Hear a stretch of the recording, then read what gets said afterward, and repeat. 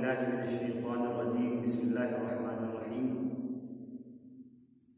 वब्तगि फ़ीमा आताका अल्लाहु दारल आखिरह वला तंसा नसीबक मिनद दुनिया व अहसिन कमा अहसना अल्लाहु इलैक सदक़ल्लाहुल अज़ीम।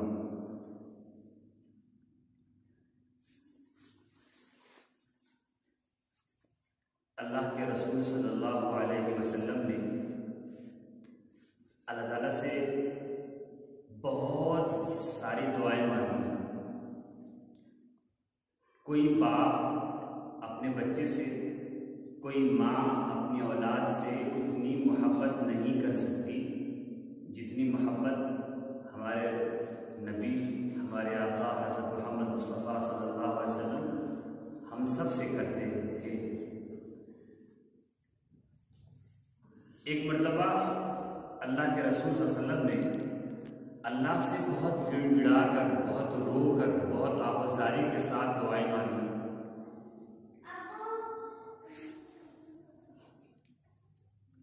अल्लाह ताला ने हुजूर की दुआ कबूल फरमाई। हुजूर ने अल्लाह से दुआ की कि अल्लाह मेरी कौम पर, मेरी उम्मत पर ऐसा अजाब नाजिल न हो जो सबको एक बार में खत्म कर दे। क्योंकि अल्लाह ताला ने पिछली उम्मतों में हमारे नबी से पहले जो बहुत से अंबिया आए, उनकी उम्मतों ने, उनकी कौमों ने जब बेपनाह गुनाह करना शुरू कर दिया और अल्लाह की तरफ रुख फेरना छोड़ दिया और उनमें सुधरने की सलाहियत भी खत्म हो गई, तो अल्लाह ने पूरी पूरी कौम को तबाह कर दिया। तो अल्लाह के रसूल ने ये दुआ मांगी कि पहली उम्मतों की तरह मेरी उम्मत को तबाह एक बार में न किया जाए, ऐसा कोई अज़ाब नाज़िल न किया जाए।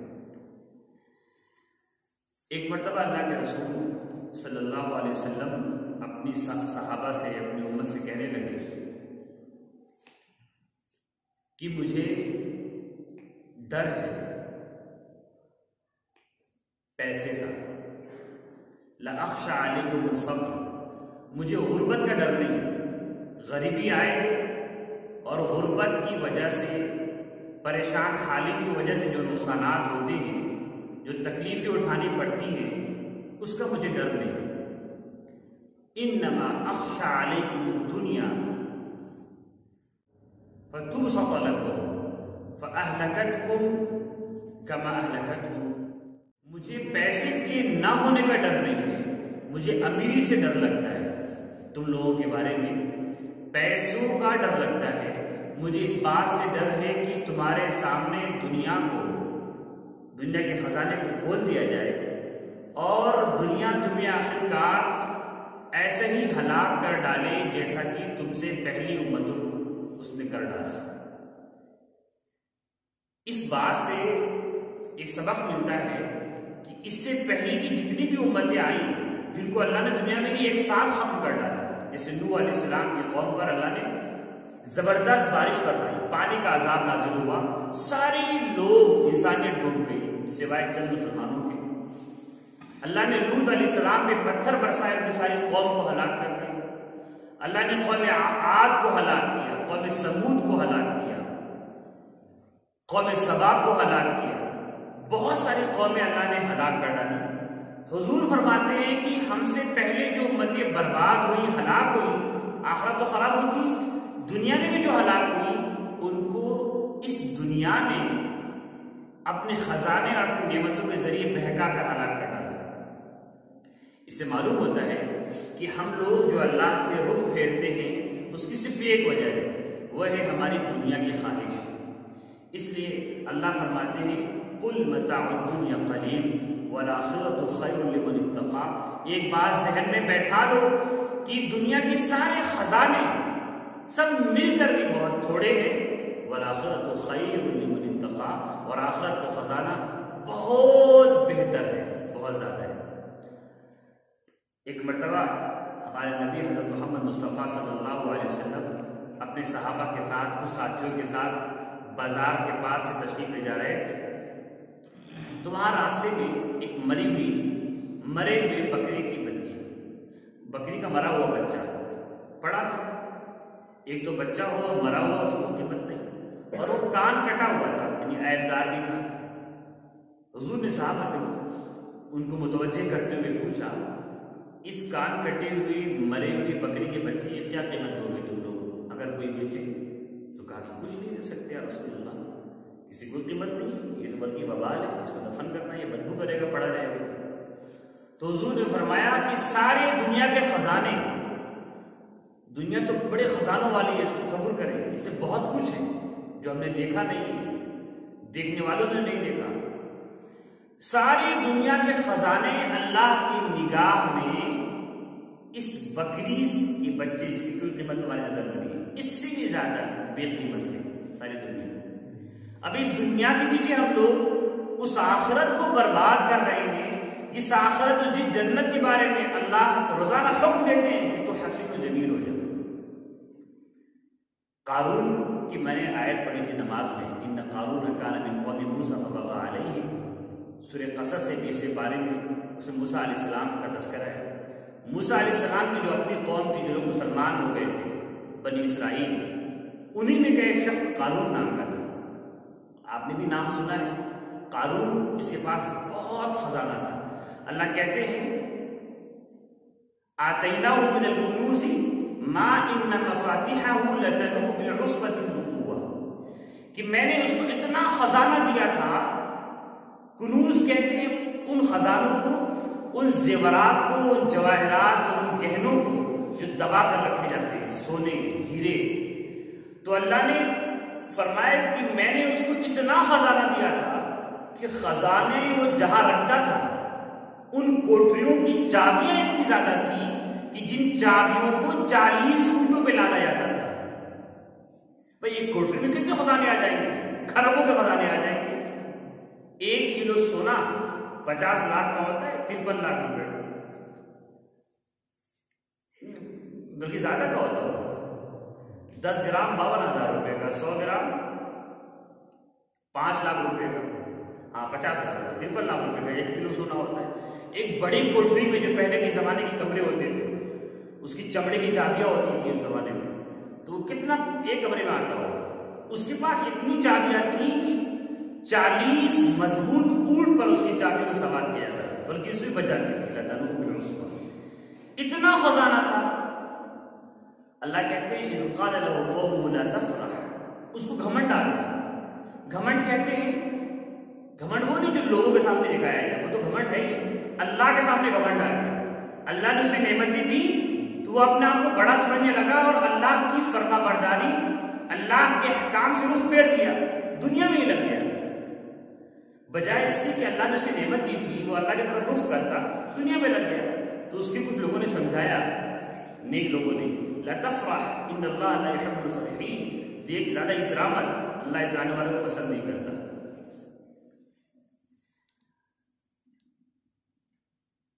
उसका बुरा अंजाम हुआ।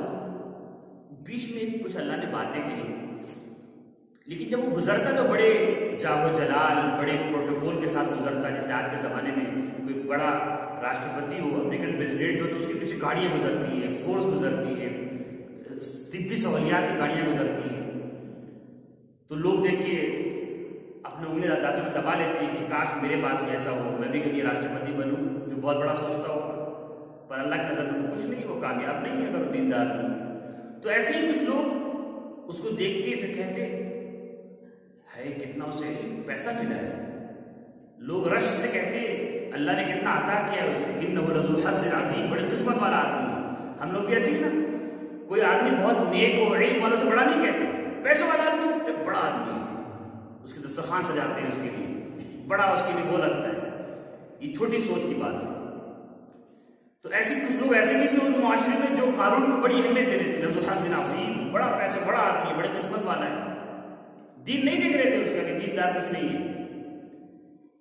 क़ाल इन्नमा ऊतीतु अला इल्म, कहता था कि मुझे मेरी फर्म की वजह से मिला है, मैंने कमाया है, ऐसे घमंड से कहता था। एक दिन सारा खजाना उसका खत्म हो गया, सारा खजाना अपना लेकर दफन हो गया, जमीन ने धसा दिया। अल्लाह ने उससे ये नहीं कहा था कि देख दुनिया छोड़ दे, अल्लाह ने ये कहा था जो मैंने आयत पढ़ी, वब्तग़ि फ़ीमा आताक अल्लाहु द्दारल आखिरह, कि मैंने तुम्हें जो नेमतें दी हैं वो हराम तो नहीं है, लेकिन जो नेमतें दी हैं उनमें तुम आखिरत को याद रखो, आखिरत को मत भूलो, मरने के बाद की जिंदगी को आखिरत मलहूज रखो। वला तंसा नसीबक मिनद दुनिया, या और बेहतरीन बात अल्लाह ने कही, दुनिया को छोड़ना नहीं है, दुनिया में भी जो तुम्हारा हिस्सा है जायज हिस्सा, उसको भी मत भूलो। ला तंसा, do not forget your part of the world, इस दुनिया में जो तुम्हारा हिस्सा है उसको मत भूलो। ला तंसा दुनिया वो अहसिन कमा अहसन अल्लाहु इलैक, जैसा अल्लाह ने तेरे साथ एहसान किया है, तुझे रिस्क दिया, माल दिया, तू भी अल्लाह के साथ शुक्र का मामला कर। लेकिन वो नहीं माना। जब वो दफन हो गया तब लोगों ने कहा हाय बड़ा बुरा आदमी था। एक वाकया याद आया, बस बात को खत्म करूंगा। एक बहुत अमीर आदमी था, बड़ा पैसे वाला, वो समुद्र के किनारे बैठा हुआ था, बड़ा पैसे वाला आदमी। आप सोच लीजिए आज के जमाने में पैसे वाले लोग होते हैं, उनके समुद्रों में याख्त होती है जो कई करोड़ों की बनती है, 200 300 करोड़ की याख्त बनाते हैं, समुद्र में कश्तियां ऐश करते हैं, उसमें शराब जाम और कबाब की महफिल लगती है। तो ऐसा बड़ा अमीर आदमी था। उसने देखा कि एक आदमी मछली मारने वाला, मछेरा जो होता है, वो मछली मारा कुछ और आराम से बैठ गया और सिगरेट पीने लगा। आराम से बैठकर सिगरेट पीने लगा बड़े मजे से। तो अमीर आदमी ने उससे कहा कि तुम बड़े बेवकूफ आदमी हो। उसने पूछा क्यों? अमीर आदमी ने कहा कि तुम सिगरेट पीने लग गए, मछली मारना छोड़ करके, क्यों तुमने बंद कर दिया? अपना काम करते रहते। उसने बोला कि मेरा खर्चा निकल जाएगा इससे। बोला कि नहीं, तुमने और मछली मारनी थी, तुम और मछली मारते, आज तुम 10 रुपये कमा रहे हो, मैं मिसाल दे रहा हूं, और मारोगे तो 20 रुपये कमाओगे। क्या पता तुम ज्यादा मारने लगो तो खुद तुम्हारी अपनी कश्ती हो जाए, और उससे तुम मारने लगो और मारने वालों को इकट्ठा कर लो, कारोबार बड़ा हो जाए। क्या पता तुम उससे कई सारी कश्तियां भी खरीद लो, फिर सैकड़ों मल्लाह तुम्हारे पास आ जाए, फिर तुम फैक्ट्री लगा लो मछली बनाने वाली, फिर तुम ये कर लो और आखिर तुम इतना अमीर बन जाओ। तो 12 पुस्तक फिर क्या करूंगा? उसने मुझे, ठीक है मैं मछली और मारूंगा, 2 कश्ती होगी, फिर क्या, फिर 3 कश्ती होगी, फिर क्या, फिर बहुत सारे मछली मारने वाले होंगे, मैं कुर्सी पर बैठा हूँ, फिर क्या, फिर कारोबार चलेगा, मछली का कारोबार बढ़ेगा, फिर क्या तुम बेहतर अमीर बन जाओगे और मजे करोगे। तो बोलता है तुम्हें क्या लगता है मैं भी क्या कर रहा हूँ? मजे ही तो कर रहा हूँ। यानी वो सब कुछ करने के बाद जब मजे ही करना है तो मजे में मैं भी कर रहा हूँ, सिगरेट पी करके। दुनिया यही है, आप चाहे 10 खरब कमा लें या 10 लाख कमाएं या 10 रुपए कमाएं, परेशानी और खुशी उसी तरह लगी रहेगी, वो बढ़ नहीं जाएगा। इसलिए दुनिया को छोड़ना भी नहीं है, लेकिन अपने दिल में दुनिया को जगह भी नहीं देनी है। इसलिए हुजूर की दुआ बार बार मांगनी चाहिए नमाज के बाद, अल्लाहुम्मा ला तजअल दुनिया अकबर हम्मिना वला मबलग इल्मिना वला इलन नार मसीरना। ऐ अल्लाह, दुनिया को मेरी सबसे बड़ी प्रायोरिटी मत बना, मेरी सबसे बड़ा टेंशन मत बना।